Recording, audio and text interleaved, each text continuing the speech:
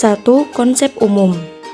Analisis faktor konfirmatori atau confirmatory factor analysis atau yang disebut CFA adalah suatu teknik di mana secara a priori teori dan konsep telah diketahui atau ditentukan terlebih dahulu indikator-indikator yang digunakan dan variabel-variabel mana saja yang masuk ke dalam indikator tersebut.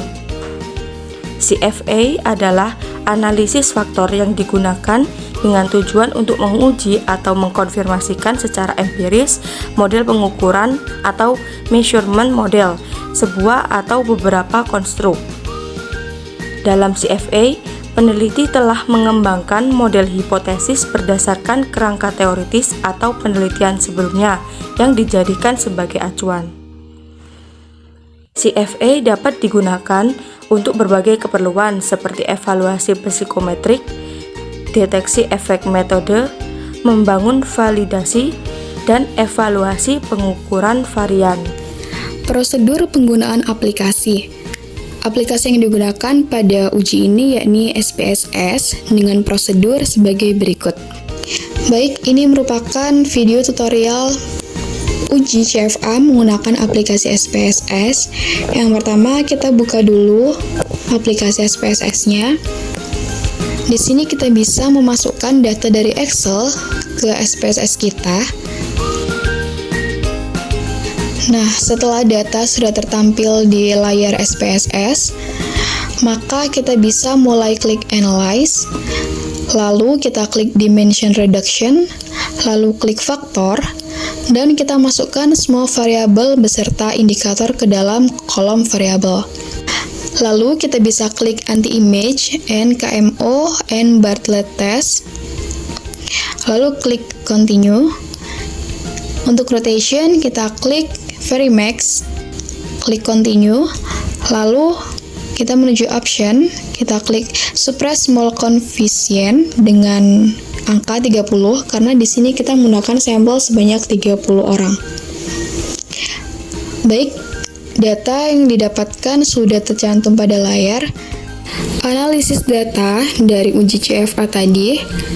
Di sini, proyek kami menggunakan proyek lanjutan dari sebuah skripsi karya Vina Agustrianti dengan NIM 17030654077 yang berjudul Profil Motivasi Belajar Siswa SMP pada Pembelajaran Daring di Masa Pandemi COVID-19. Adapun variabelnya ada 4, yakni ada attention dengan 7 indikator. Lalu dalam SPSS dilambangkan dengan kode A1 sampai A7. Lalu variabel yang kedua yakni ada relevance, ada 4 indikator yang disimbolkan dengan B1 hingga B4. Lalu ada confidence dengan 6 indikator yang disimbolkan dengan C1 hingga C6.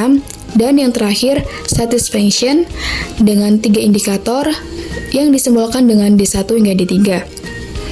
Adapun data yang diperoleh yang pertama yakni KMO and Bartlett Test.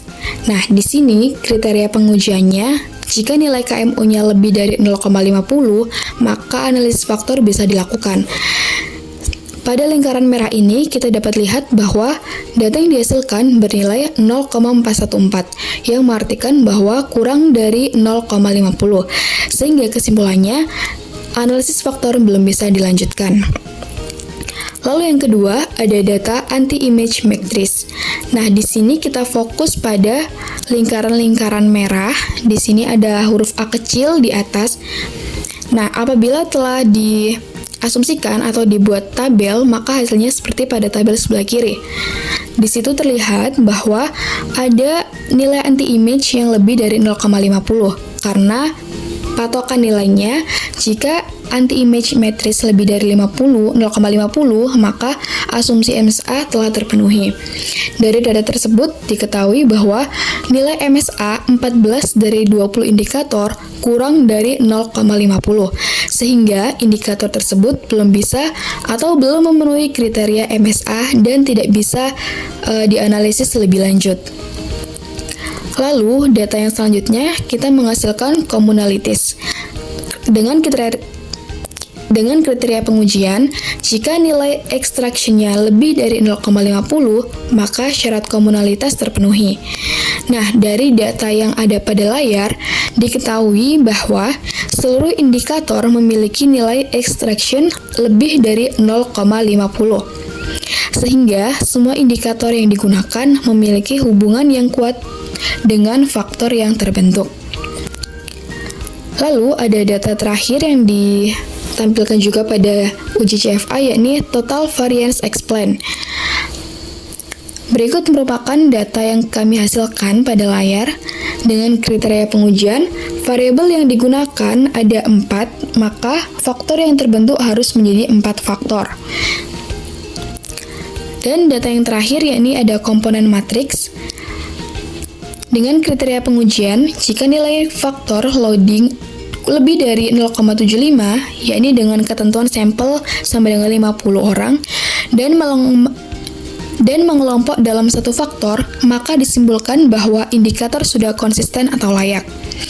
Dari data yang tertera pada layar, didapatkan kesimpulan bahwa indikator yang digunakan memiliki berbagai variasi nilai yang kurang dari 0,75 dan lebih besar dari 0,75, serta berpencar dalam berbagai faktor. Maka, indikator yang digunakan belum konsisten dan juga belum layak. Adapun kesimpulan dari data-data yang telah dihasilkan yakni kesimpulan dari uji CFA ini yaitu indikator yang digunakan dalam 4 variabel belum sepenuhnya sesuai.